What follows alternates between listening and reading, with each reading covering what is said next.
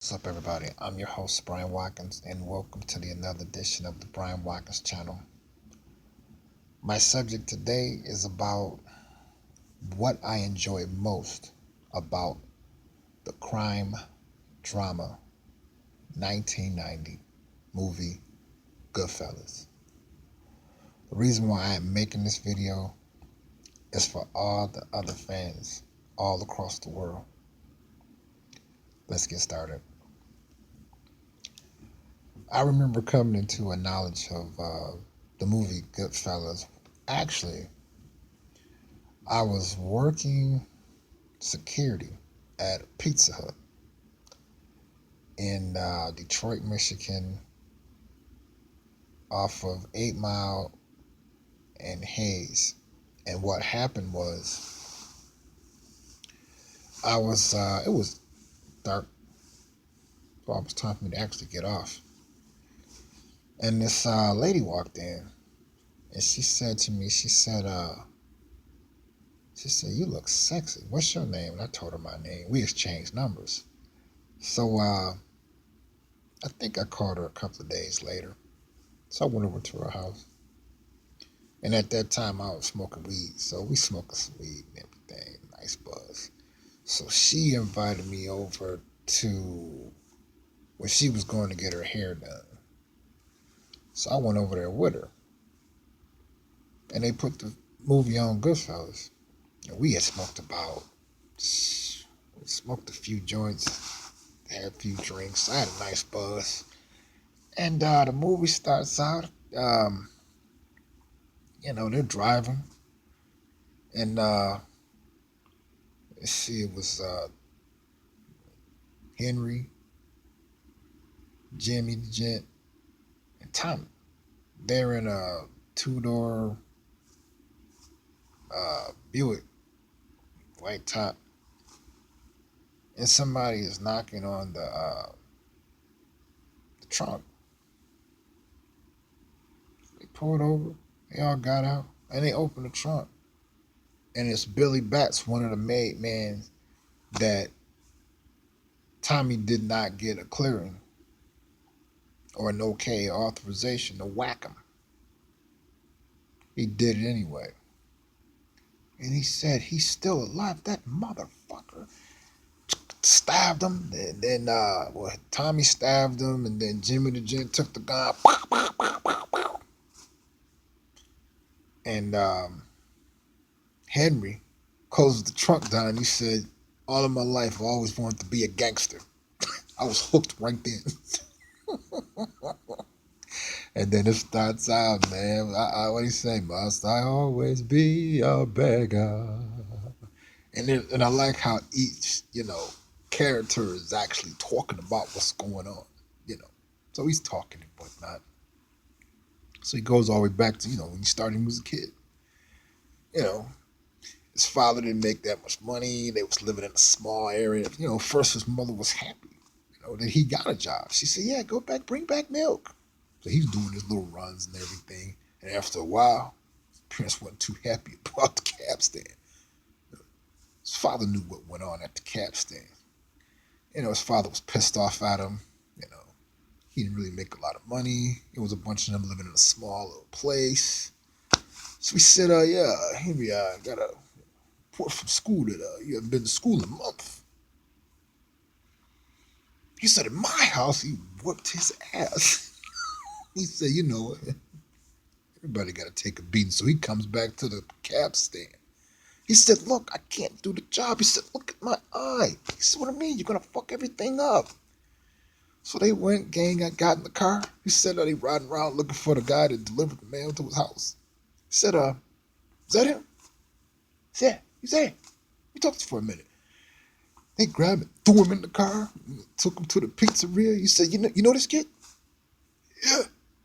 He said, any mail that comes there, you bring it here. He said, next time you bring any mail to his house, in the fucking oven you go.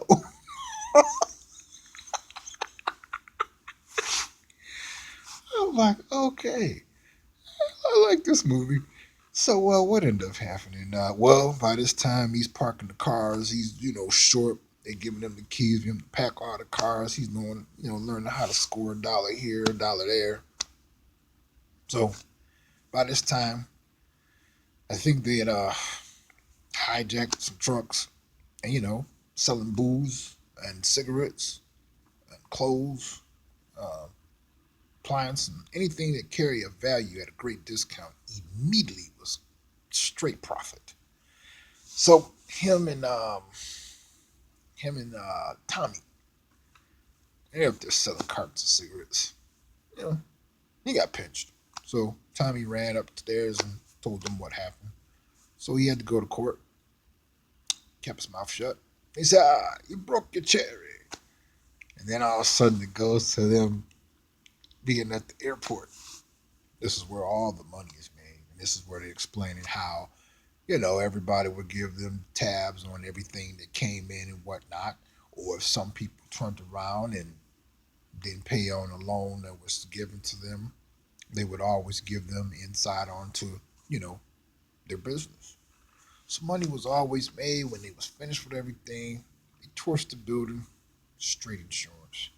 So by this time, um, things are heating up. You know, drivers are getting paid to look the other way. Like when he pulled him over and he said, take his wallet from him, pull out his identification card. We know you. We know where you live. You might know us. Take a few dollars, stuff it in his wallet, give it back to the driver, and the driver's giving them all the information on all the loads coming beforehand, so that they can hijack the truck, flip a profit. Everybody was getting the cut, even when I think when Jimmy the Gent was hijacking the truck and out there selling cartons of cigarettes, the police pull up. He gave them a whole bunch of cartons of cigarettes, put a roll of $100 bills in there, and he said, "Hey," the police would say, "Hey, Ty," he said, "Hey, Jimmy, we would, get your head, but who would listen?" So everybody partnered. It was sweet. So by this time, let's see. See, the good thing about this movie is it's a very long movie, and I like that. So by this time, I think, yeah, Tommy had asked him. He asked him. He said, "Hey, I need you to do me a favor. I need you to go out with this girl. She won't talk to me because our family is not interested in dealing with my nationality." And he's like, "What? Oh, come on, man. Come on, man. I do fucking favors for you. I'm trying to bang this fucking broad." So he shows up with her and everything. This is how he meets Karen, his future wife. So he comes in, sat there, and filling with the light. She said, "You mind you doing that? It's very annoying." And Tommy's over there cracking jokes and stuff and everything. Yeah, lighten up. He said, "Hey, Tommy, I gotta take care of that thing. He said, "All right, right, we're gonna leave out together. We don't want to leave out like some hobos and everything." So he turns around, got to go take care of it. He takes Karen, puts her in the car, drives her to the house, leading her by the arm, turns them away, and they promise to meet again. Turns around, Karen, Tommy, and his date to be shows up, and of course, Henry's not there, so she not only busts out crying, she gets Tommy to take her around and go look for Henry. She shows up. She's mad. She's loud. She's looking sexy. She said, he said, "Hey, what do you know? I mean, hey," she said, "You stood me up. You got some type of nerve standing me. Who you are, Mr. Big Guy?" He said, "Hey, I didn't know. You didn't seem like you was enjoying yourself. Hey, what do you want?" You know, She said, "It's going to cost you to Henry. It's going to cost you big." You know. So this is going to be longer than I thought. So tune in for part two on what I enjoy most about the crime drama 1990 film Goodfellas. Don't you go anywhere.